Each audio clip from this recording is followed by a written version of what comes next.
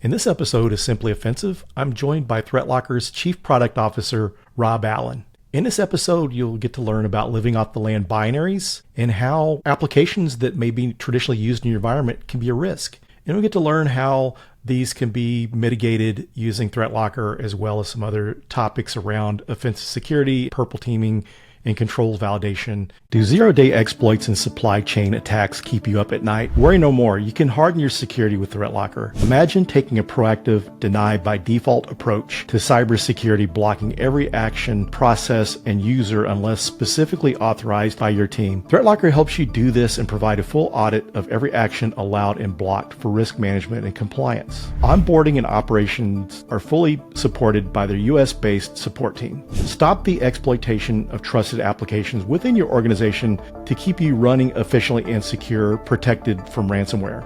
Worldwide companies like JetBlue trust ThreatLocker to secure their data and keep their business operations flying high. To learn more about how ThreatLocker can mitigate unknown risks and ensure compliance for your organization, visit threatlocker.com/simply offensive.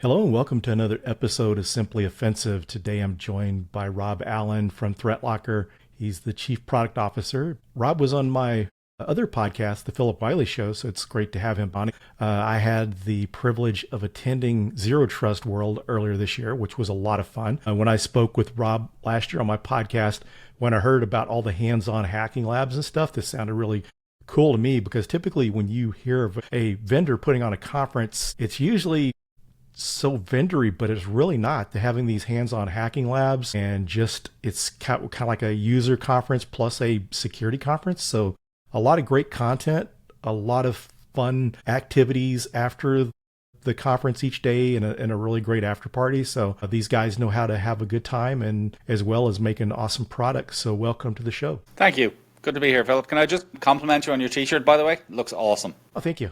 Yeah. Nice. I have this one and the one that's kind of more of a gunmetal blue, I guess you would describe it, or whatever. That one's my favorite of the two, but I really like these shirts because they fit really well. They're nice, soft. They are quality fabric t-shirts. Yes. T-shirts. And anybody who's listening, if you don't have one, you're at an event, you see us, go up and ask them for a t-shirt. They will bestow one upon you. Yeah, my complaint with t-shirts, sometimes when you go to some of the conferences, it'll have a really nice design. I've been to some conferences where they had really cool graphics for that year for the conference, but then the shirts were some kind of stiff cotton, and it's like, those are not the ones I wear so much. So my ThreatLocker shirts are two of my favorite ones that I wear a lot, and I'm hoping to add more to my inventory come Black Hat. We have some really cool ones. So we're doing a thing at the moment, a series of webinars, and the general thrust of it is failure is not an option, and we have some really cool failure is not an option. Cool. Unfortunately, now all I can show you is failure, but rest assured, below failure, there is not an option. So yeah, come see the guys at Black Hat. I'm sure they'll sort you out with some new ones. Yeah, I had some pretty cool swag at Zero Trust World. I picked up one of the water bottles, one of the Yeti water bottles, I believe. Yes. Yeah. I'm a big fan of Yetis. Living in Florida, where it gets a little toasty from time to time, having a implement that will keep your beverage cold is always a good thing. Yeah, I needed a nice water bottle that fits in my backpack that I can carry with me different places, because a lot of the conferences have the refillable water bottles there that you can get water from. So it's kind of handy to have a good container to carry that around in to stay hydrated when you're in these hot regions like Florida or Las Vegas. Both undeniably hot regions. So yeah, it's the funny thing is it's amazing how the humidity there in Florida, how much it makes you sweat. I mean, it's crazy. I lived there for a brief time, for about 9 months back in 1989, and I was amazed at how humid. And I live in Texas. It's fairly humid here, but not like. Well, the more observant among your listeners may have noticed I'm not from here originally. So going from Ireland, where it's always cold and always wet, to here where it's always hot and wet for a different reason, was interesting, to say the least. But I'm not going to complain about it, because being hot is always better than being rained on 300 days a year. Yeah, it seems to be, the nicer climates, being sunny and stuff, are kind of a little bit better on the mental health too, because the rainy weather can be Yes, kind of depressing. can confirm. Yeah. Very cool. So before we get too far into the episode, if you wouldn't mind introducing yourself and kind of sharing your background with the listeners. So I'm Chief Product Officer here at ThreatLocker. I spent many years, probably 20 plus years, working for a IT company, an MSP in Ireland. Had one or two, one or two being a slight under exaggeration of the number of security events, ransomware attacks, etc., that I had to deal with down through the years. So the way I like to think about it is I've gone from cleaning up after ransomware attacks to stopping them from happening. I've been with ThreatLocker now for almost 4 years. Almost 4 years? Yes. Oh, no, over 4 years. And as I said, gone from cleaning up after ransomware attacks to stopping ransomware attacks. So what drew you to ThreatLocker? Well, quite simply, I have known the CEO Danny for probably 15 years. We were one of his first customers for a previous enterprise he was involved in all those many years ago. Always knew he was a tremendously clever individual. And when he spoke to me about ThreatLocker, I mean, what he said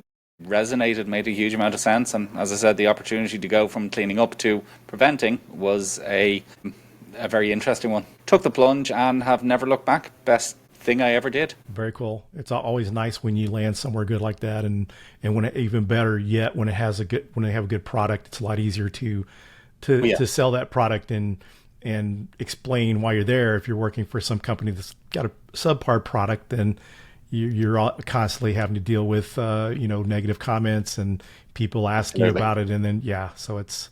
Yeah, it's awesome. It's the one thing you do rarely hear. The one thing you often hear, and it's probably the nicest thing that anybody could possibly say, and it gets said quite often, is we help them sleep at night. And that is probably the biggest compliment that I can imagine somebody giving us. But as you said, it's a unique proposition. It's not like anything else that's out there. It's not as if we're saying, hey, well, we're kind of like this thing, but a little bit different. It is a very unique approach, and as I said, that's one of the appeals of it. Yeah, and it's really nice to have some solutions now around ransomware, when before in the past people get ransomed and just pay the ransom or don't pay it, and hopefully they can recover from it. So at least it's good to see some ways to prevent ransomware now. Well, it's the difference between proactive and reactive. We're very much of the opinion that you can stop these things from happening, you can prevent them from happening, or you can minimize the potential for damage if something, or someone bad does happen to get into an environment. As I said, it's a completely novel approach. It's basically deny by default, and that's pretty much our ethos as a company, is to change the paradigm of endpoint security from permit by default, which it is right now, to deny by default. And it's such a simple concept once you come around to that way of thinking. I mean, people are so used to just being able to run whatever the hell they want on their machines, whether it be good, bad, remote access tools, Chrome extensions, malware, ransomware. I mean, realistically, everything can run unless somebody has decided it's bad. Whereas our approach, the beauty about it is, it doesn't matter if it's good or bad. I mean, fundamentally, we're going to stop it from running until somebody can make an educated decision and say, hey, I'm going to allow this thing to run. Yeah, it's kind of nice to have options beyond just the operating system and whatever endpoint detection systems you have in place, and how you mentioned deny by default. It's interesting, makes me think back to my sysadmin days, because I remember used to, and with Windows NT 4.0, everything was unlocked by default, and then when 2000 came out, everything was locked down. You had to unlock things. So it's interesting to see your concept, and it makes a lot of sense to do that by default and only allow what you need to allow. Well, that's the whole point, is to, I mean, there is an important sort of proviso to that deny by default, which is permit by exception. Deny by default is what's going to keep you safe. Permit by exception is what allows users to do what they need to do, people to do their jobs. You can't just block everything, because I wouldn't be talking to you right now if Chrome was blocked on my machine. Organization, the business understands I need to use Chrome to do calls like this, so therefore Chrome is allowed. I've got Edge allowed, I've got Office allowed, I've got Teams, Zoom, I've got all the stuff that I need to do my job, I'm allowed to do on my computer. But if I try and step outside those boundaries that have been set and run, whether, as I said, a piece of ransomware or a remote access tool, something like AnyDesk, or, the coupon clipper from China, it's going to step in and it's going to stop me because of, as I said, that principle of deny by default, but I can do what I need to do. I'm able to do my job, and that is the whole idea, is to allow people to do what they need to do and no more. Yeah, that really helps security professionals a lot because, sometimes security, is known as the department of no, not letting anyone do things, but in reality, we've got to be able to work with the business units and the business because making money is why they're there. And to be able to enable them to do that securely is a huge challenge, but something like ThreatLocker makes that easier. It absolutely makes it easier. It's just, it's so easy to manage. I mean, the other thing is applying this principle and taking this approach, it takes a lot of the hard work off, whether it be security teams or just IT departments in general. Because, I mean, as my background would suggest, working for an IT company, I'm acutely aware of the pain of things like shadow IT, of users being able to do whatever the hell they want and getting themselves in trouble by doing so. Whether it be, I've somehow got 3 different antiviruses on my machine and 4 different browser toolbars and 15 Chrome extensions, and I wonder why my computer's running slowly. And then they call on the IT department to clean that mess up. And again, that was always a way for us. For so many years, we gave users way too much freedom to do things that got themselves in trouble that we then had to clean up after them. Now, made us feel very useful when they had to ring us up and say, I need help with this. But at the end of the day, it's not sustainable.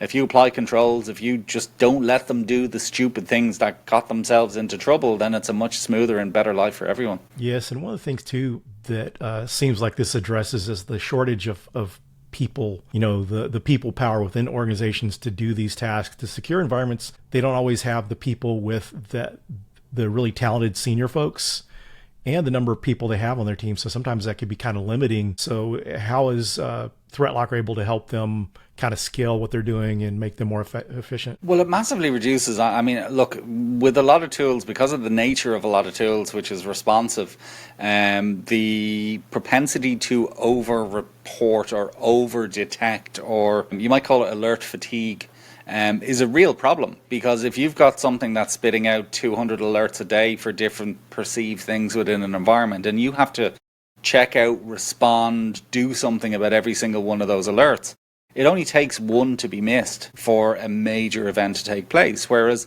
again, if you're denying by default, just because something is blocked doesn't mean I need to lose sleep about it. It's the opposite, really, which is something that's allowed that shouldn't be allowed is what I should be losing sleep about. And so, yeah, by taking that approach, it takes a lot of work off people, but it also reduces the necessity to respond to each individual thing that happens within an environment. And the other point is, and look, there is a value to detection. We're not saying you shouldn't have any detection, you shouldn't have any reactive tools within your environment. I mean, hell, we provide one ourselves. It's called ThreatLocker Detect. But we see detection as complementary to controls. It's not one or the other. And the problem is a lot of organizations are too focused on detection. They're too focused on waiting for something bad to happen in order to respond to it. Whereas if you combine controls or have controls as your primary protection, but also detection to tell you, well, look, this machine is secured, this user or this person or this thing can't run whatever it wants to run. It can't use, I know we're going to talk about lolbins and stuff in a few minutes, but it can't use PowerShell to reach out to the internet to run remote code or download a payload. Wouldn't it be much better if you knew about it before it was able to happen rather than trying to respond to it when it does happen?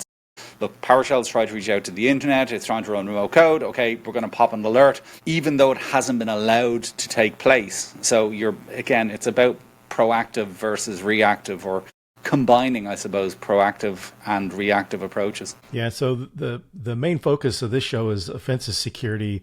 But one of the things we also discuss on here is just the importance of how that offensive security knowledge is helpful for the blue team, for the defenders, and folks in the IT to understand that's pretty important. And one of the talks that I have given, one of my most recent talks, is optimal offensive security programs. And one of the things I discuss is some of the gaps, because some of the gaps that we see in offensive security programs is frequency. Maybe the company doesn't have enough budget to test more than once a year, maybe once, maybe twice, if that much, and there's really kind of a need to continuously do that. But it seems like to me that using something like ThreatLocker can help with the lack of pen testing frequency to be something to prevent those type of attacks. Very much so. Very much so. And again, there's so many different levels, or there's so many different layers to this. It's We talk about default deny, and we're talking about applications. So blocking things like ransomware, blocking things like remote access tools from running. I mean, we've seen PuTTY be used for data exfiltration. So just because PuTTY is not a bad application doesn't mean it should run or be able to run on every machine within an environment or within an enterprise. Apply the same to things like 7-zip or WinRAR. I mean, 7-zip has all the characteristics of ransomware. It can encrypt data, it can delete data, it can transfer data. I mean, what else would you need if you're an attacker? Only having 7-zip in an environment. I mean, we do a lot of sort of demonstrations, we do things involving rubber duckies and stuff like that, just again to show people some of the weaknesses within their environment.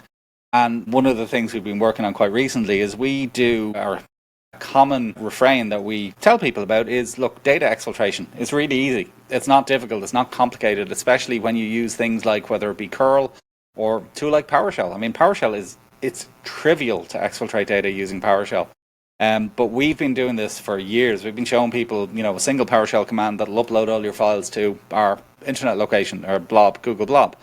Some time ago, we became aware, and we've been doing this for years, like 3-4 years at this point, but some time ago, we became aware that one of the major EDR vendors has now started flagging this behavior as malicious. So we went, okay, fair enough. They now flag it malicious. Let's do it a different way. So we've got Python versions, we've got custom executables, we've got one that uses, as I said, curl to upload the data to get around the fact that this was being blocked.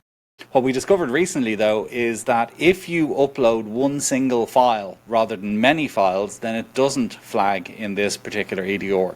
So if you upload 100 files, it's got to go, oh, this is malicious, something bad is going on. Whereas if you compress all of the files into one and upload it, it doesn't trigger any alerts, it doesn't trigger any response.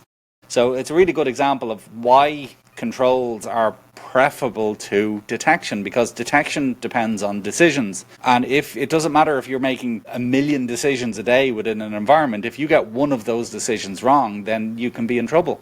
Whereas if you're depending on controls combined with detection, you know what I mean? So instead of saying, well, look, we need to figure out how many files exactly it takes for PowerShell to be copying to be considered data exfiltration, to say, well, look, we're just not going to let PowerShell reach out to the internet at all. It's a slightly different way of looking at it, but it's extremely effective. Very interesting. And when you mentioned the controls, one of my favorite types of assessments is purple teaming, also referred to as controls validation, because one of the beauties of this, going back to not be able to pen test frequently enough, running these purple teaming exercises, we're able to test to make sure you're detecting and blocking any types of malicious code has been a great value. And it seems like that ThreatLocker plays into that purple team kind of culture. Yeah, absolutely. Very much so. And again, if you are going to be a black hat, which I think you mentioned you are, we have a new product very much in that way of thinking. So if you're there, everybody swing by the booth. But if you're there, Philip, swing by the booth, have a chat with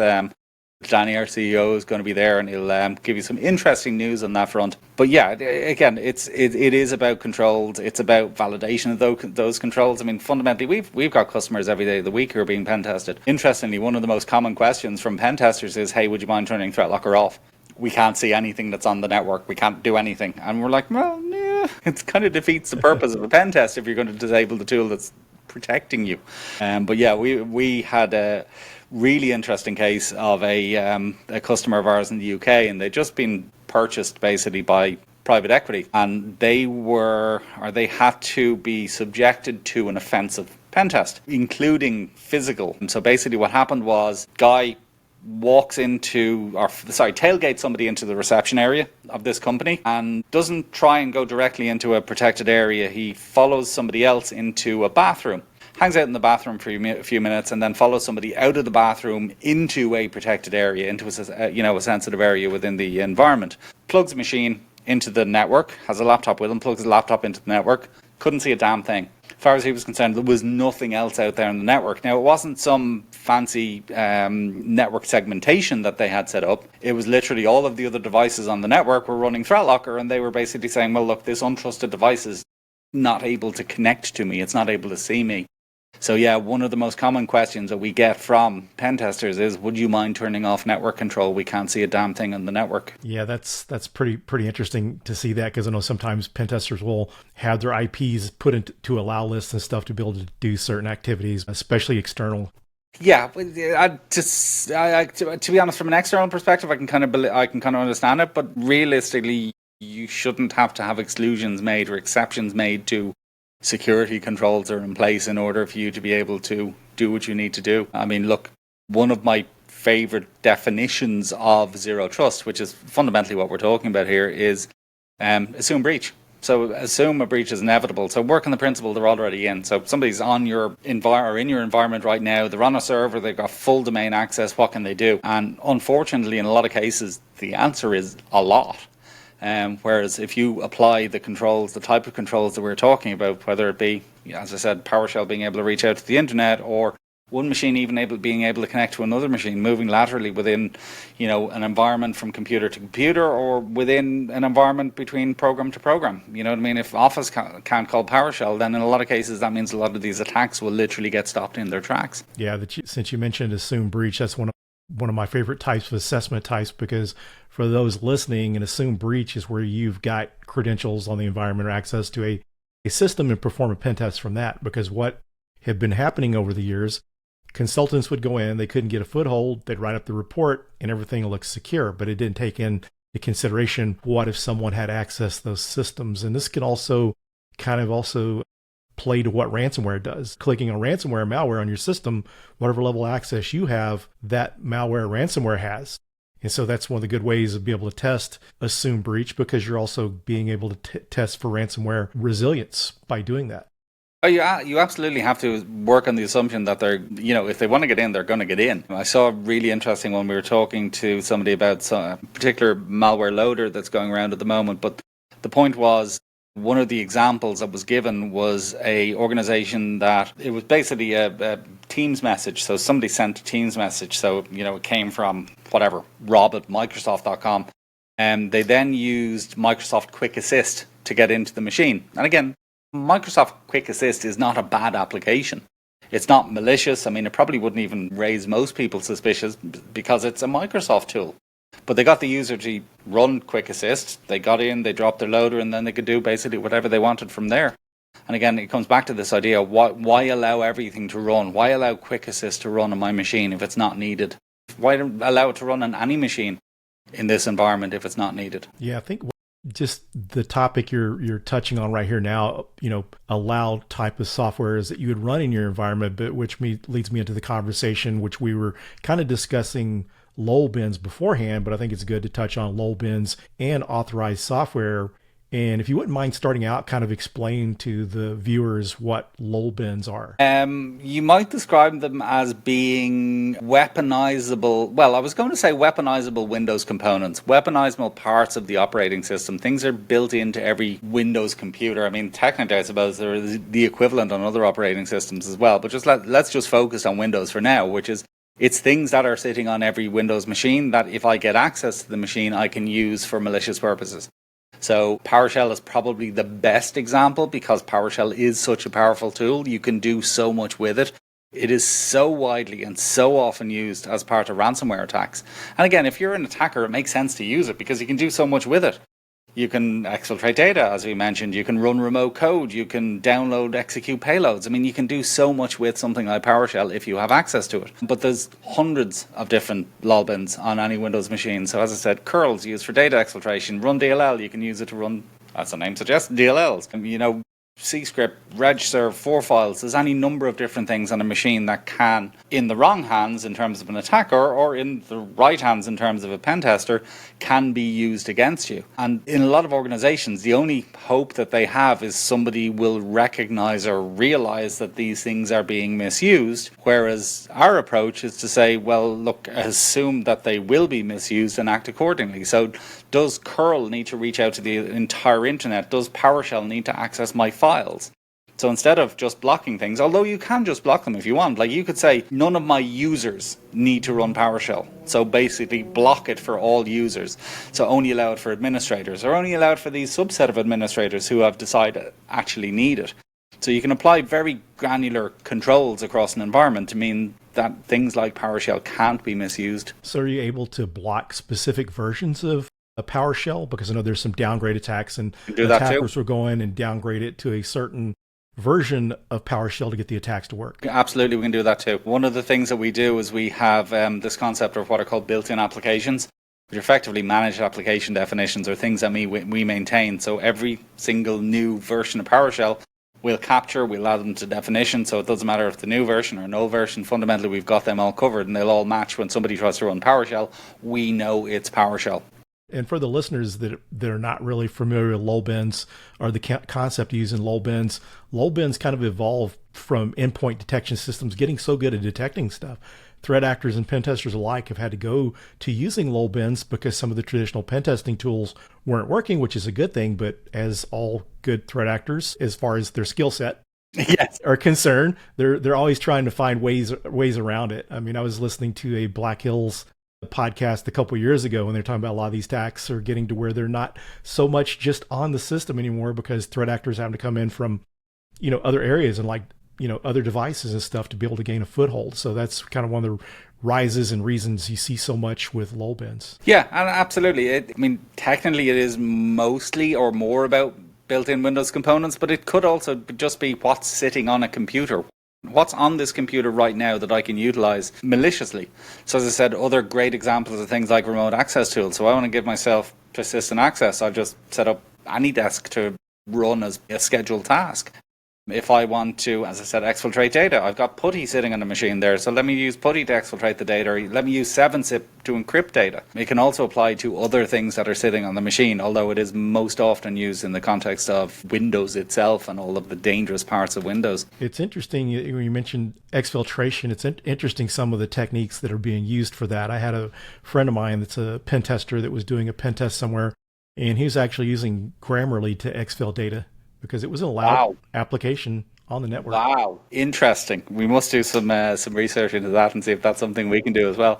But again, there's so many different examples. It was a really interesting case recently. It was the, I don't know if you saw this, but the CEO of a cybersecurity company was arrested. Now, allegedly arrested, because there is some debate from his side and from the other side. The story was that he was arrested for basically installing malware in a hospital. Now, it turns out he didn't install any malware at all, according to him. He basically just programmed or put some PowerShell into a machine. Now, what the PowerShell was doing was it was taking a screenshot of the screen and uploading it every 20 minutes. Now, his argument was that wasn't malware.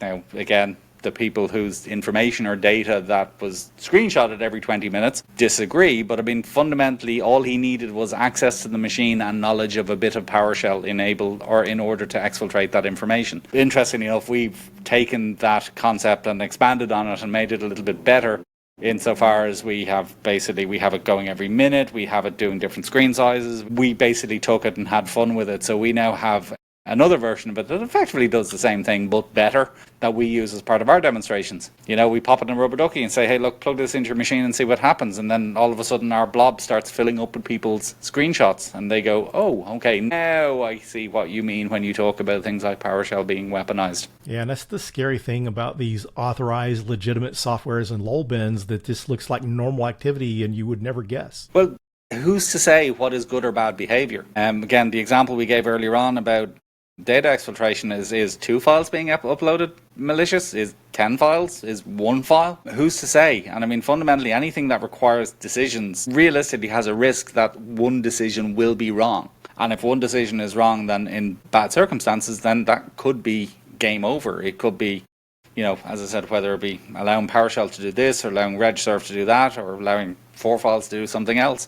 If decisions are required, then realistically there is a risk that a decision be wrong, and if a decision be wrong, it could be game over. Very true. So we're getting down towards the end of the episode. Is there anything you'd like to share that we didn't discuss? Nothing officially. As I said, if you are a black hat, do come talk to us, because we've got some pretty cool new stuff coming. That applies to both, as I said, you, Philip, and also to any of your listeners / watchers. Watchers. We will be there, even if I won't, and we do have some really cool new stuff that we're going to be coming out with for the event. So do come along, say hello. If not, just check out our things, our socials, our website, all that stuff. Actually, we have a really interesting series going on at the moment. It's the 100 days that the failure is not an option relates to. And it's just general advice how to secure, harden environments without causing too much hassle with users, basically without tanking your approval rate. rating. So we've done a bunch of them. Again, they're all on the website. They're all on YouTube. Check them out. Cool. And I'm looking forward to Zero Trust World again next year, although it's a ways off. It was a lot of fun. So yeah, I'm looking forward to anyone gets to attend that. That's really worthwhile because a lot of your conferences are usually not hands-on, but they've got like several hands-on hacking labs. It's a lot of fun and a great place to learn. Not always do you have the opportunity to have such a learning opportunity, but Zero Trust World is great, even though we're still a ways off from it. Just a ways off, but still worth mentioning. It's on this year. It's March. Anyone who knows this part of the world, March, February, best time of the year in Orlando. Not too hot, or Florida in general. Not too hot, just really pleasant, nice time of the year, very chilled out. But as you said, really good event from a learning perspective. You get a lot of tips, tricks, techniques, things you need to know about, things you need to worry about, things you don't need to worry about, how you defend yourself, all that kind of stuff, or how you defend your organizations, I should say, all that kind of stuff. So it's a really valuable event. A lot of people are coming back year after year after year. Awesome, and I look forward to it. So thanks again for joining me today. It was great to chat with you again, and I look forward to the next time we get to chat in person. Pleasure. Thank you, Philip. Thanks everyone for joining this episode. If you enjoy the podcast, subscribe and share with your friends. And please check out our sponsor, ThreatLocker's website to get more information. Go to threatlocker.com/simplyoffensive.